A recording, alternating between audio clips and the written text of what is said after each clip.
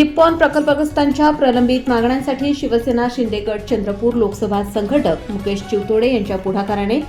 मदत व पुनर्वसन राज्यमंत्री आशिष जयस्वाल यांच्या दालनात 23 मार्चला तातडीची बैठक होणार आहे। यासाठी पूर्वनियोजन सभेत प्रकल्पग्रस्तांमध्ये आशेची लहर उसळली असून लवकरच न्याय मिळेल असा विश्वास व्यक्त करण्यात आला। मुकेश चिवतोडे यांनी राज्यमंत्री आशिष जयस्वाल यांच्याकडे लेखी निवेदन सादर केले। याची तात्काळ दखल घेऊन 23 मार्च दुपारी 2:30 वाजता मंत्रालय कक्ष 319 मुंबई येथे प्रधान अप्पर सचिव, मुख्य सचिव, चंद्रपूर जिल्हाधिकारी, संबंधित विभागीय अधिकारी आणि निप्पॉन प्रकल्पग्रस्त संघर्ष समितीचे शिष्टमंडळ यांच्या उपस्थितीत बैठक ठरली आहे। 20 मार्चला झालेल्या पूर्वनियोजन सभेत मुकेश चिवतोडे, भद्रावती नगर परिषद उपाध्यक्ष सुधीर सातपुते, संघर्ष समिती अध्यक्ष प्रवीण सातपुते, मधुकर सावंकर, बंडू भादेकर, वासुदेव ठाकरे, श्रीकांत खिरटकर, सौरभ घागी, बाबा तराळे, सुरेश बतकर, तेजकरण बतकर, रवी बोडेकर, विलास डोळे यांच्यासह प्रकल्पग्रस्त उपस्थित होते। या बैठकीत प्रकल्पग्रस्तांच्या हक्कांसाठी ठोस पावले उचलली जातील असा आशावाद व्यक्त करतानाही मुकेश चिवतोडे यांनी सांगितले की सरकार प्रकल्पग्रस्तांच्या कल्याणासाठी सज्ज आहे। प्रकल्पग्रस्तांमध्ये आशेची लहर पसरली असून लढा सकारात्मक दिशेने पुढे जाईल असे सहभागी म्हणाले। जेव्हा आपले महाराष्ट्राचे मुख्यमंत्री देवेंद्रजी फडणवीस साहेब इथे आले तर असं म्हणता नाही येणार की शेतकऱ्यांची निराशा झाली, कारण की त्यावेळेला आमचे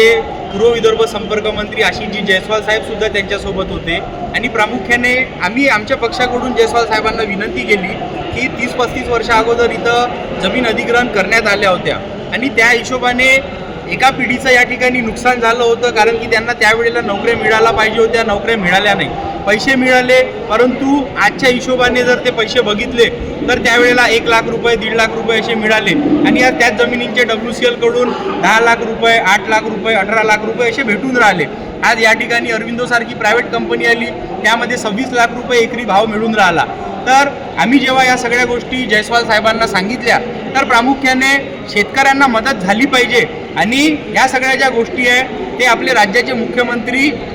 देवेंद्रजी फडणवीस साहेब यांच्याकडे सुद्धा पोहोचवतील आणि जवळपास 23 जून 2025 पासून आम्ही या गोष्टीचा पाठपुरावा करून राहिलो। एकनाथ शिंदे साहेबांना सुद्धा आम्ही या गोष्टी सांगितल्या, त्यावेळेला एकनाथ शिंदे साहेब उपमुख्यमंत्री असताना त्यांनी सुद्धा सांगितलं का शेतकऱ्यांचं कुठेही नुकसान होऊ देणार नाही। त्यानंतर त्यांनी हा जो आमचा मुद्दा आहे तो आमचे उद्योग मंत्री उदयजी सामंत साहेब यांच्याकडे दिलं, त्या ठिकाणून आपण ते पत्र आहे ते आरो आपले इथले गिरी साहेब आहे त्यांच्याकडे हा सगळा पाठपुरावा आपण 1 वर्षापासून करून राहिलो आणि आज या ठिकाणी प्रकल्प चालू होऊन राहिला। तर या ठिकाणी आपली भूमिका हेच आहे की सर्वसामान्य शेतकऱ्यांना कुठेतरी आर्थिक मोबदला मिळाला पाहिजे, त्यांच्या कुटुंबामध्ये प्रत्येकांना म्हणजे परमनंट नोकऱ्या मिळाल्या पाहिजे आणि खऱ्या अर्थाने आज आपण बघून राहिलो की WCL मध्ये 80% आपले मराठी लोक लागत नाही, तर या ठिकाणी 80% मराठी लोक लागले पाहिजे। जसे वर्धा पॉवर कंपनी आहे GMR मध्ये आहे, तिथं आज जवळपास 85 ते 90% लोक जे आहे ते आपले स्थानिक लोक काम करून राहिले। तर तसाच फायदा इथल्या सुद्धा